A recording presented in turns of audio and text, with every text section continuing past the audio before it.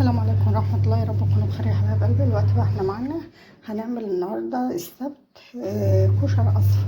الكشر الاصفر انا بنقي الرز وبقلب عليه العدس بالمنظر ده كده وخلاص، وبغسله بحط له ملح، احط له اغسله واظبط العيد بتاعه، احط له ملح ومولع عليه انا على طول، يعني ما بنقعهوش لان لو نقعته بيضيع طعم العدس. هنحط ده على جنب. ده ربع كيلو عدس اللي احنا كنا جايبينه في مشتريات السوق. معانا هنا فلفل وشطه، 5 قرون فلفل وشطه حراقه كده، ومعانا هنا برنجان نقعاه في ميه بملح بالمنظر ده، ومعانا هنا طماطم وفيها عليها قرنين فلفل احمر بالمنظر ده، ومعانا توم، ومعانا معلقتين صلصه. دي مكونات المسقعه بتاعتنا. هعمل لهم مسقعه وقداحي كده من غير لحوم ولا اي حاجه النهارده، وهحمر لهم بطاطس واعمل لهم الكشري الاصفر وكده. تعالوا بينا نشوف احنا هنعمل ايه الاول. اول حاجه كده عملتها نقعت الرز اهوت وحطيت له الملح وحطيته على النار. دي اول حاجه انت هتعمليها. بعد كده بقى ندخل على البطاطس بتاعتي. قبل ما نحمر البرنجان ولا اي حاجه هنحمر الاول البطاطس اهي. هسيبها بقى تحمر كده براحتها عم الرز بتاعنا ينشف، وبعد كده نشوف احنا هنعمل المسقعه بتاعتنا العاديه اللي من غير لحوم من غير اي حاجه ازاي. وده يوم واتقضى، يوم بالشاي، يوم مش كل يوم لحمه، مش كل يوم فراخ، مش كل يوم سمك. برنجانه واحده بس هتعمل اكله النهارده ل7 افراد ل6 افراد. بعد ما حمرت البطاطس بالمنظر ده جميل هيزة العسلية لان الزيت لسه نضيف، بدات بالبطاطس. هنبدا هنا بقى نقلي ايه البرنجان اللي احنا نقعينه في الميه بملح، صفرناه بالمنظر ده وهنقليه.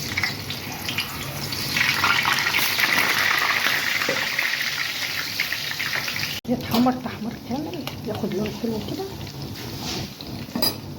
البوتاجاز يكون عالي عشان ما يشربش الزيت اللي في الصينيه. الطبخ بتاعتنا جميله ورشتها بالدقه، كمون على كزبره على فلفل اسمر على ملح. اول ما يبدا ياخد اللون كده نبدا نطلعه.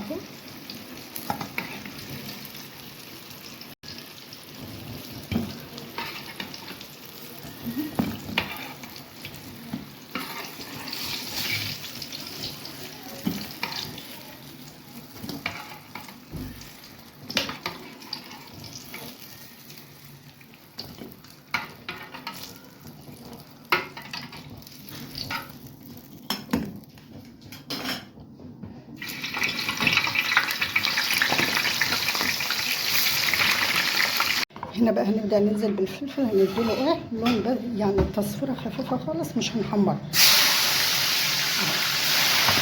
كله. فلفل حراق على فلفل بارد، تصفيره بس مش هنحمر.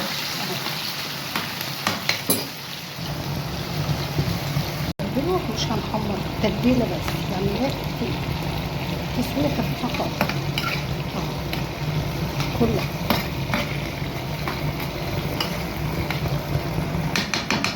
هنا بدأنا بالبطاطس عشان البطاطس عايزة زيت سخن، وبعد كده البرنجان، وبعد كده الفلفل. احنا الزيت على الرز اهو، خدنا الزيت بتاع الرز حطيناه على خدنا الزيت حطيناه على الرز كده احنا لو هنغطيه، والزيت المتبقي ده هنكمل بالمسقعة. في الزيت هننزل بالبصلية،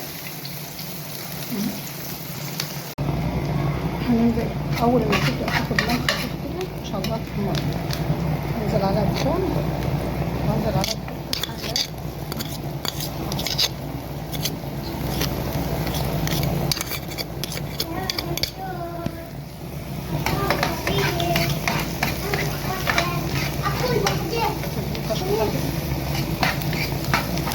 الثوم مع الفلفل مع البصل بالمنظر ده كده. نزلت بالكمون والكزبره والفلفل الاسمر، كمون وكزبره وفلفل اسمر،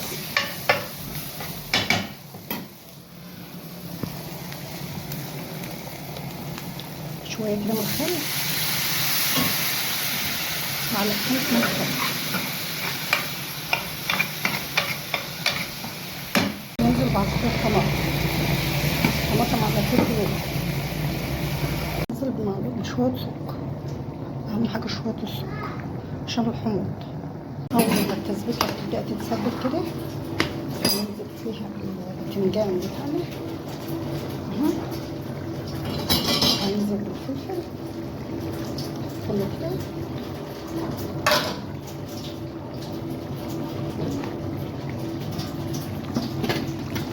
يكون شكل المسقعه بتاعتي يا حبايب قلبي بعد ما خلصتها.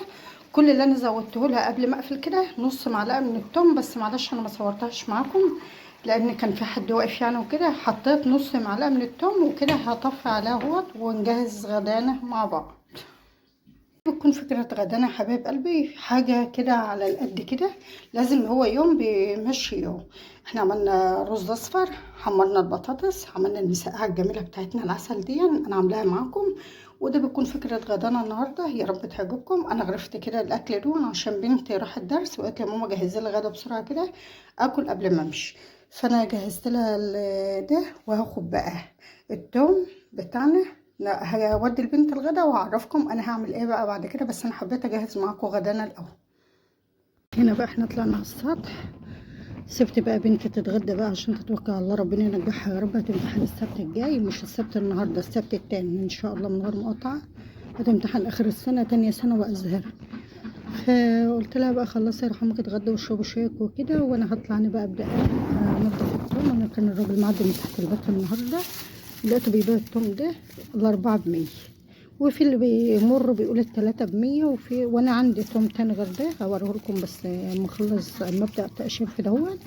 عندي توم جوه اللي هو الاحمر ده حاطه في شكاره مخزنه بحاله براسه بحاله، انما ده لقيته طري، لقيته لسه طري اهو بسم الله ما شاء الله. هبدأ بقى افصصه وعينه اخزنه، بس انا حبيت اعرفكم ان انا اخزن التوم اهون. ده ال4 ب100 اللي هو فيها ابيض وفيها احمر، يعني ما شاء الله حلو وجميل. لميت الطيور بتاعتي من على السطح وقعدت كده على السطح اهو، قلت ايه افصص براحتي عشان يعني ما الشقه تحت ما التوم ده ما يطرش فيها وتتوسخ وكده. اخلص بقى يا حبايب قلبي تفصيص التوم بتاعنا ده مع نفسي كده، وارجع لكم اعرفكم بقى احنا هنعمل فيه ايه. بقى انا مسكت التوم كله كده قطعته، اشتلت العنق اهي لوحدها هنشفها بقى عشان اشوبها السمك اهي بالمنظر ده كده. هنشفها احطها على الفرن هنا، البرميل اللي انا عاملاه بشوي عليه ده لحد ما ينشف عشان اشوبه ان شاء الله. لا حول ولا قوه الا بالله العلي العظيم. ومسكت بقى العنق ده كده عملتيه، الله اكبر زيت ودم الله. ومسكت العنق ده يا حبايب قلبي هي قطعتها بالمنظر التوم قطعتها بالمنظر ده. هشيل الرفيعه دي على جنب عشان الرفيعه دي انا هفرمها في الكبه كده بحل من غير ما اقشرها، دي هتبقى للسمك وكده.